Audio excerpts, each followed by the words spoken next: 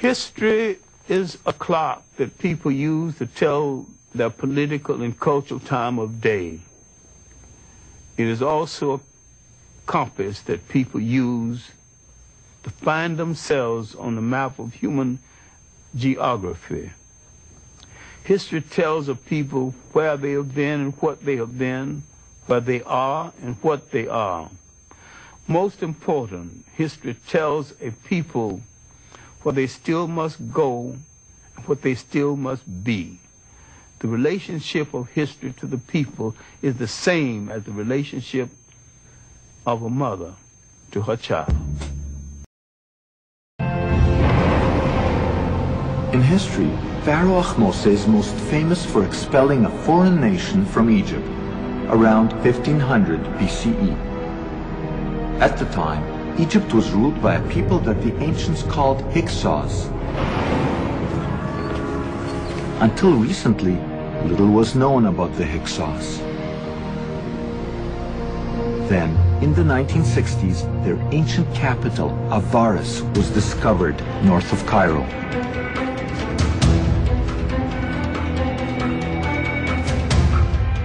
No one has ever been allowed to film at Avaris.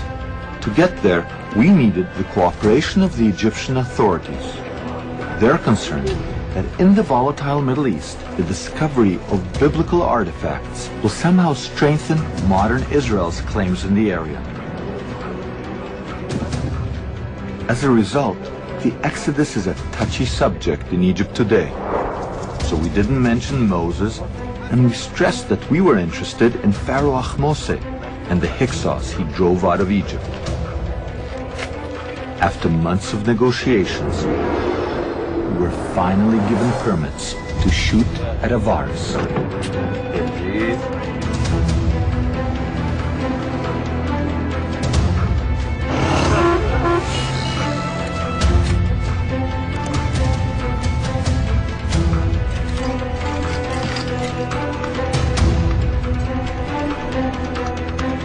This is Avaris, a walled city dominated by palaces.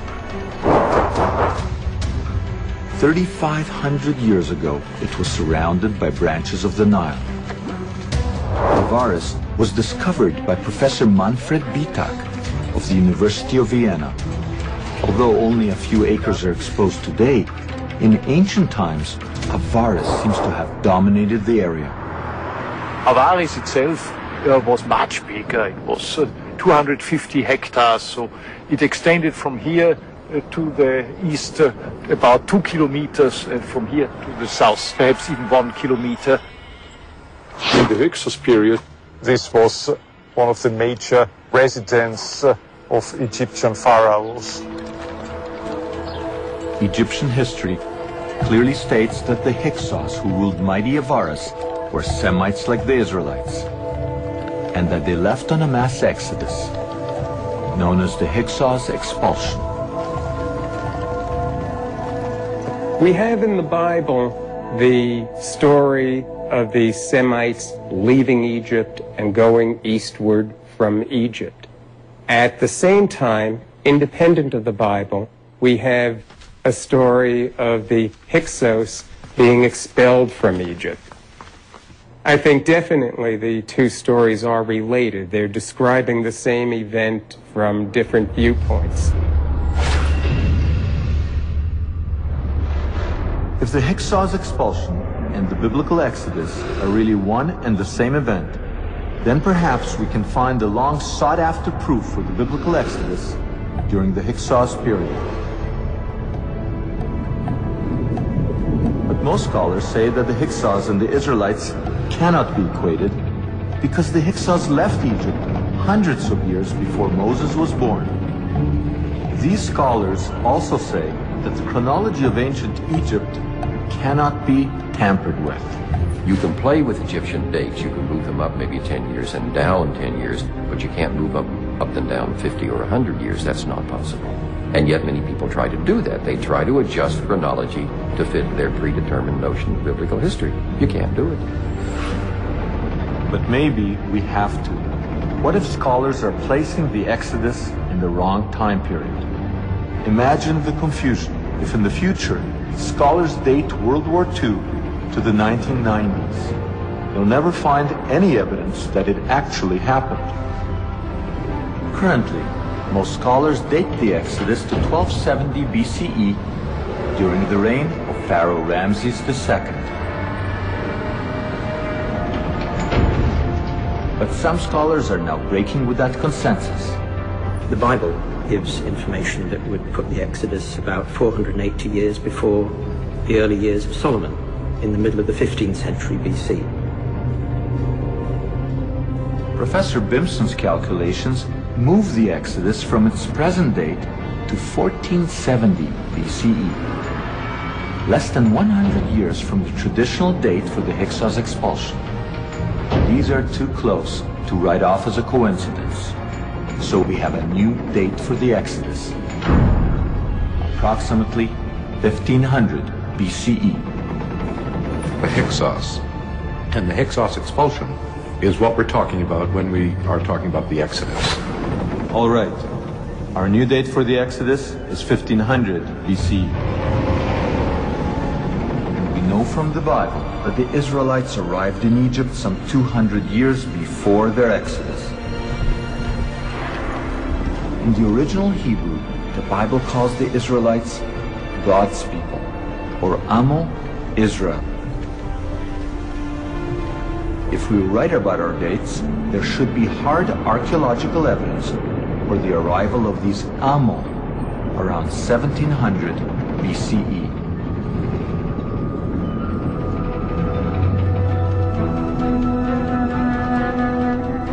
"400 kilometers south of Avaris is the tomb at Beni Hassan. It dates to 1700 BCE. Because no one has looked for evidence of the Exodus in this period, the tomb has never been linked to the biblical story. And yet, there is a perfectly preserved wall painting here that records an ancient migration into Egypt from the area of modern Israel.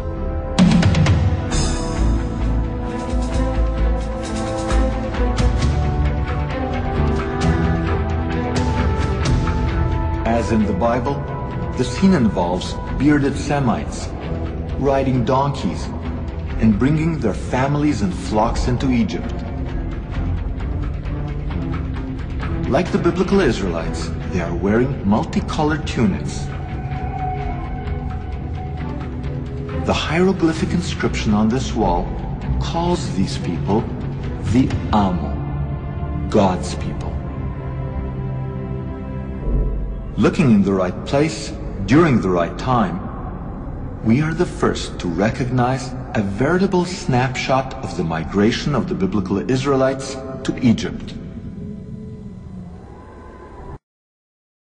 The first thing we need to understand is that Abraham is the first Hebrew. He's the father of the Hebrew nation. There is no Hebrews before Abraham. And according to this timeline, and the timelines vary, that on this timeline, he lives around the 18th century BCE. You get some timelines that say he lives around 1675 BCE, which was the entrance of the Hyksos into Egypt. Nevertheless, it don't make a difference because 1800, 1600s, it still don't make no difference because that's very recent to African people's history. When you look at the matriarch Deknesh, which the crackers call Lucy, and our grandmaster architect multi-genius Imhotep, between Deknesh and Imhotep is 3.2 million years. 3.2 million years. The first stone structure in human history was built by Imhotep, the step pyramid of Saqqara, and that was built around 2668, 2649 BCE. That's 1,000 years before Abraham. That's 1,000 years before Abraham.